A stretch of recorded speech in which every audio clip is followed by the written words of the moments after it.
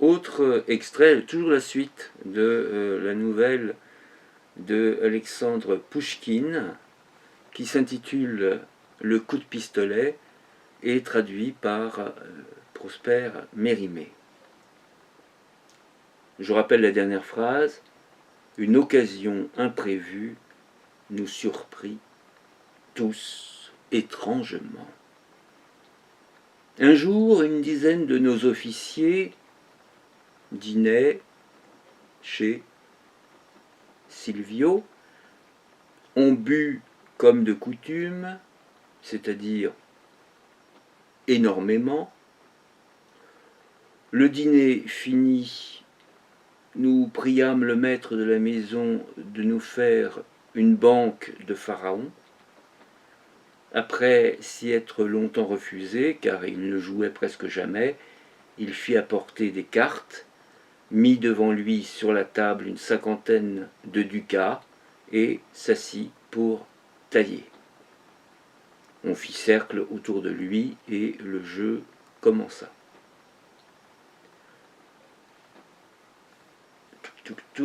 J'ai perdu ma ligne, évidemment. On ne peut pas à la fois regarder la caméra et regarder un livre. Donc on fit cercle autour de lui et le jeu commença.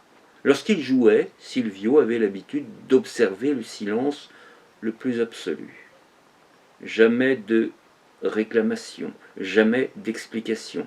Si un ponte faisait une erreur, il lui payait juste ce qui lui revenait, ou bien marquait à son propre compte ce qu'il avait gagné. Nous savions tout cela, et nous le laissions faire son petit ménage à sa guise. Je signale que nous savions tout cela, et j'ai pas dit tous, nous savions tous cela, puisque c'est T-O-U-T. Nous savions tout cela, et nous le laissions faire son petit ménage à sa guise. Mais il y avait avec nous un officier nouvellement arrivé au corps qui, par distraction, fit un faux paroli. Silvio prit la craie et fit son compte à son ordinaire. L'officier, persuadé qu'il se trompait, se mit à réclamer. Silvio, toujours muet, continua de tailler.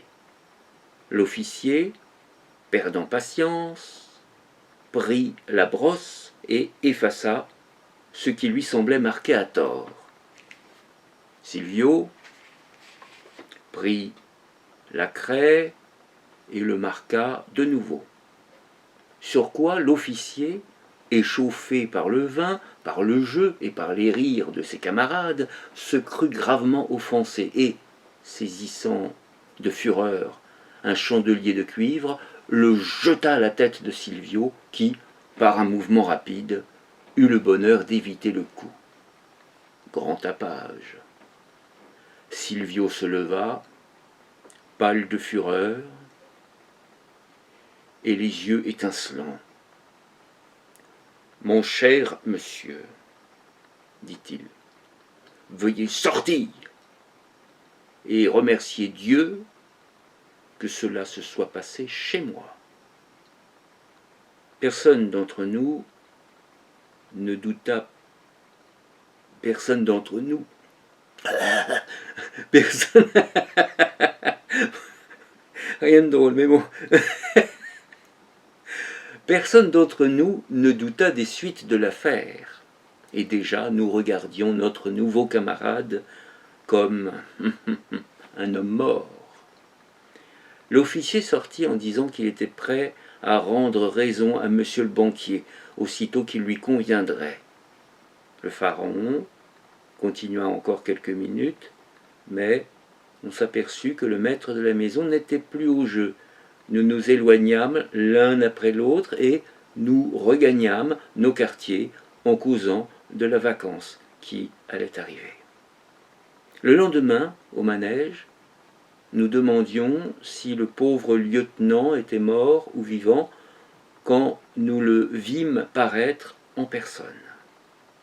On le questionna. Il répondit qu'il n'avait pas eu de nouvelles de Silvio. Cela nous surprit. Nous allâmes voir Silvio et nous le trouvâmes dans sa cour, faisant passer balle sur balle dans un as cloué sur la porte. Il nous reçut à son ordinaire, et sans dire un mot de la scène de la veille. 3 jours se passèrent et le lieutenant vivait toujours. Nous nous disions, tous ébahis, est-ce que Silvio ne se battra pas?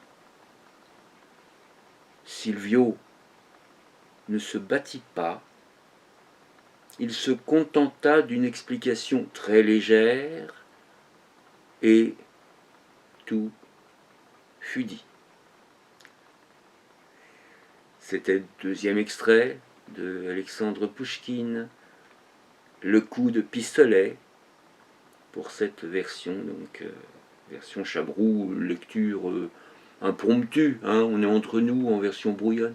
À bientôt. Traduction, donc je rappelle, libre de Prosper Mérimée.